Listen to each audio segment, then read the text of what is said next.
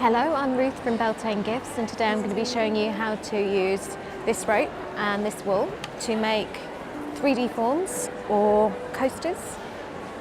It's quite a handy technique. It's good if you know how to crochet, and it's a great way to make things with just a bit more sturdiness to them than just normal crochet. Okay, so for this I'm using 4mm crochet hook. Any standard crochet hook will do. I like using the 4mm. And I'm using this here, which is 9mm synthetic fibre. It's a rope that you can get from most hardware stores. Yeah, it's just great stuff to use. It's also water resistant, so instead of using wool, you could use raffia, something like that, use things and this sort of stuff for outside. But today I have this wool handy. It's 4 strands of double knit. It also works well with 3 strands of double knit, but again, this is just what I've got to hand. So to start off with, same as when you're crocheting, just do a nice slip knot. So for doing the slip knot, I like to just hold the yarn over my hand, twist, so that you've got a loop, reach through the loop, and then just pull. It gives you a nice slip knot there. Put your hook round. Okay. Now I start with just doing 1 chain stitch. There we go, just got 1 chain there. Now we need our rope. Now I work, for me, from right to left, because I'm right-handed. If you're left-handed, if you have your rope pointing the opposite way. But for me, this works. Now, making sure all your loops now go on your hook. Have your yarn over the front of your piece of rope here and bring it round to the back, catch it with your hook and pull it through the loop. This might take a little bit of practice just because you have to catch all the strands. You can do this with chunky wool instead, which might be easier. Now, tricky bit here, what you need to do is bring your wool round your rope, because we're going to be taking our wool down and under your rope and always picking up from the back. You can pick up front and back, but it does give it quite a messy finish. So instead, just take your rope and your ball of wool and just bring your ball of wool round. Okay, I'm going to do a few of these stitches. So what I'm trying to do is just cover the rope up with wool.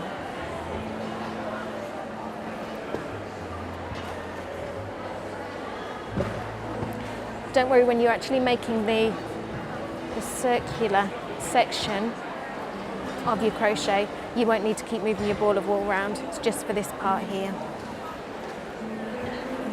Okay. What we need is enough of the rope covered so that when you bend it into a circle, all of the rope is covered. Just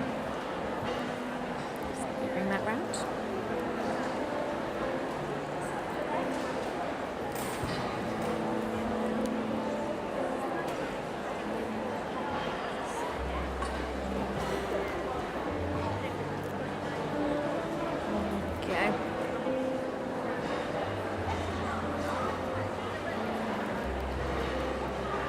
It's a bit of guesswork for this bit really, to make sure you've got enough to cover. Don't worry if you do a few too many stitches. If that does happen, you can always squeeze all the stitches up together. So let's go around.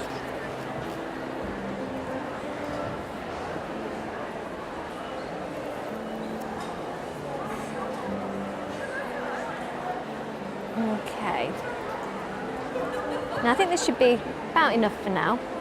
Don't worry that we've got a bit of rope sticking out at the end.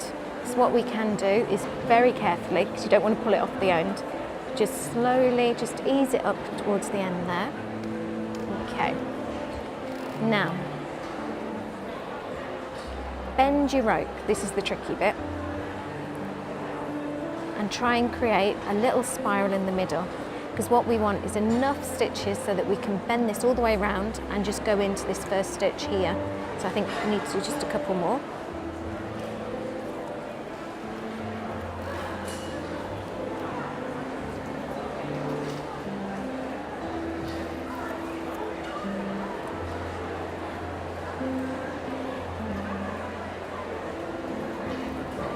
Now I have done this technique with a workshop, and it's amazing how quiet the workshop gets as everybody concentrates on their crocheting.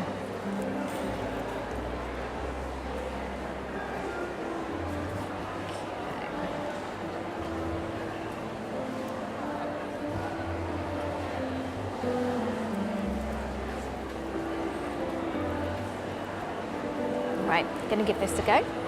So, curl your rope round so that your chain along the edge from your crochet is on the outside. Okay.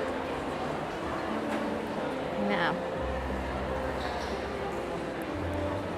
bend it over, and what we want is just to get our hook into this stitch here. So, just pop that through. Don't worry if it's not tight at the minute. What we can do is push everything round once we've got this first stitch. So with your yarn to the back, put your crochet hook underneath the rope, ignore the tail, grab it, pull it through, there we go, and now bring your yarn up over the top of your rope and pick that up with the crochet hook and pull it through both of the loops on your hook. There we go. So I'm just going to squeeze everything together a bit now, bend that down. Okay. And now it's just a case of going through each of your loops in turn. So I've got my tailing edge here. I'm going to hold this next to my rope there. And what we're going to do is crochet around it so that the tailing edge there is hidden. So again,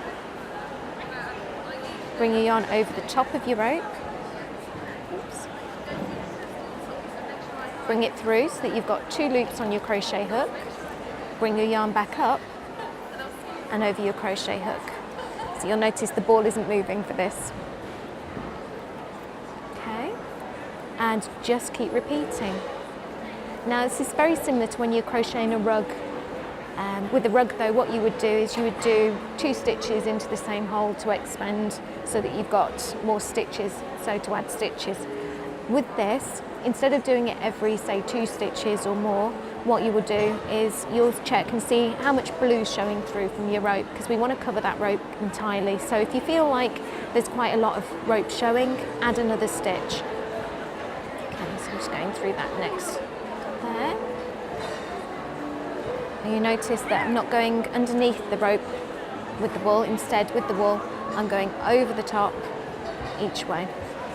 Okay, so again, I've got a few stitches here, so it's quite secure. So what I'm going to do, notice there's a bit blue here, I'm going to pull the rope whilst pinching on the crocheted section. And you see that's pulling everything in. There we go. And this is going to be the centre of your finished piece. So if you have a look here, and we've got, that would be the centre there. I'm going to keep working away around. Now this technique can be used to make flat pieces like the coasters there, or you can make larger ones for placemats, or you can use it as a basis for bowls or bags. We do a bit more. And basically you just keep going. Now if you wanted to make something that had sides to it, like the larger bowl here, what you would do, as you see at the minute, I'm keeping the rope round the outer edge here. To make something that has sides that move upwards, you just bring your rope and place it where you want it to go. So if I'm bringing it in, I'd place it on top of the stitches there, and then continue crocheting around it as I am now. And what will happen there is that the inner part of the crochet, the inner stitch from here, where I pull through, will become shorter. That brings everything in. The outside becomes longer and it holds it all in place where you want it. But at this moment, you need to do a bit more first. So,